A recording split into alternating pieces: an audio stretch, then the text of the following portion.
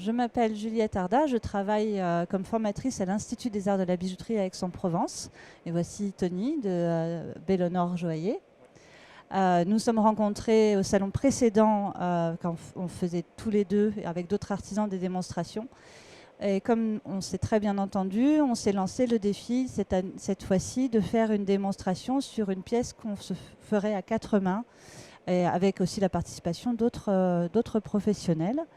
Et nous nous sommes lancés dans la création de deux broches en forme de Raymanta. L'une sera très joaillère avec une pierre de centre assez importante et beaucoup de choses brillantes, mais je te laisserai en parler. Et la seconde sera plus représentative d'une bijouterie plus contemporaine qui met en œuvre des techniques japonaises de Moku Megane. Alors bonjour, moi je suis Tony Bellon, donc je suis joaillier pour l'atelier Bellonor Joaillier. Donc comme Juliette Arda le précisait, donc nous avons fait notre rencontre et tout de suite ça a bien matché entre nous. Ce qui nous anime principalement c'est la passion, la technique de l'art de la bijouterie, de la joaillerie et également de la ciselure. Ce qu'on a voulu faire sur cette édition 2020, c'est vraiment de mettre en avant la possibilité et l'énergie qu'on pouvait créer de travailler tous ensemble. Donc on travaille avec Juliette qui va s'occuper de la bijouterie et de la ciselure. Moi qui vais m'occuper un peu plus sur le côté joaillerie. Et on a deux autres artisans qui sont avec nous, qui vont s'occuper du dessin gouaché. Donc c'est les visuels en peinture qui est utilisé avec de la gouache.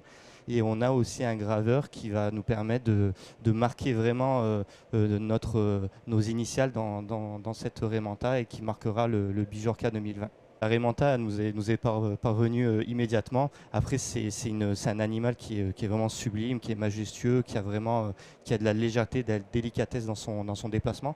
Et c'est quelque chose qui est significatif pour nous parce qu'on arrive vraiment, avec tous nos outils et vraiment notre main, on arrive vraiment à retransmettre cette façon dans cet art qui est de travailler le métal.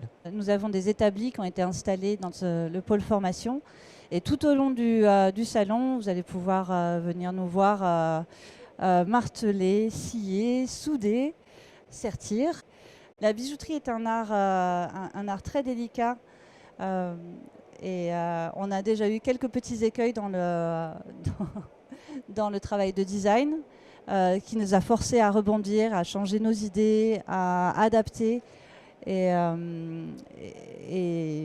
on a fait appel à des tas de spécialités, des tas de techniques. Et on espère que notre travail ici sur le salon va pouvoir mettre en valeur tout cet aspect-là du travail. En ce qui concerne le travail préparatoire, ça a été très rapide. Donc on s'est très bien entendu à l'édition précédente. Et à partir du moment où on a commencé à réfléchir les océans, la Raymanta, je ne sais même plus lequel de nous deux a dit Raymanta en premier. Mais c'est un animal qui est graphiquement tellement intéressant. Qui a quelque chose d'extrêmement poétique et très puissant en même temps. Ça a été unanime immédiatement. Ensuite, on a fait pas mal de croquis chacun de notre côté. On s'est envoyé des tas de photos, des choses comme ça. On a fait des petites maquettes. Et puis, tout ça, c'est arrivé de façon très fluide, en fait. Très vite, on n'a pas du tout les mêmes spécialités, Tony et moi. Hein. Donc, très vite, Tony l'a emmené d'un côté plus joaillier, d'un univers qui n'est pas tout à fait le mien. Et on s'est vite mis d'accord, du coup, de faire deux broches, du coup. La grande, on va dire, initiative, ça a été le fait de nous rassembler, de se rencontrer sur le salon Bijorca. Il y a une passion qui nous anime pour l'art, et notamment pour l'art de la bijouterie, de la joaillerie. Et ça se fait vraiment très, très naturellement. Pour aujourd'hui, donc le premier jour du salon, on s'est occupé de faire la partie inférieure de la Raymanta. Et donc, ce qui est intéressant, c'est de travailler les premières formes, donc la mise en volume. Après, on s'occupe de travailler tout ce qui est la bouche et les bronchies. Et dans un deuxième temps, on va travailler la partie inférieure. Voilà. Donc ces deux parties après, on va travailler sur un système qu'on appelle un portefeuille qui va nous permettre de vraiment les joindre à bout sans qu'il y ait d'espace et qu'on puisse par la suite les braser afin de lier vraiment les deux parties en une partie. À partir de ce moment-là, il y aura le travail d'ornement des pierres. Voilà. Il y aura la finition de la queue qui va être pour Juliette qui va être en métal. Et pour ma part, ça va être une queue qu'on a travaillée dans la nacre naturelle. Donc on aura le côté vraiment nacré et irisé de la nacre.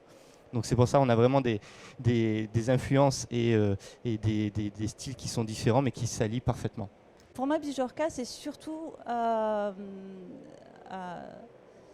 un contact avec tous nos confrères. La bijouterie, le monde de la bijouterie est tellement vaste et tellement varié. Ce que j'apprécie sur le salon de Bijorka, c'est aussi bien la fantaisie, les accessoires et la bijouterie joaillerie précieuse sont présents.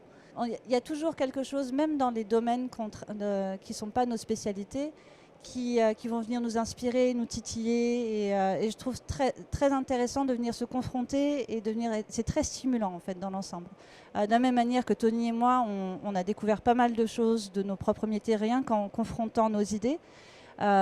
C'est toujours intéressant de sortir de sa boîte et en dehors de l'opportunité commerciale ou de faire des affaires. Pour moi, c'est surtout se remettre dans le bain et rencontrer tout le monde.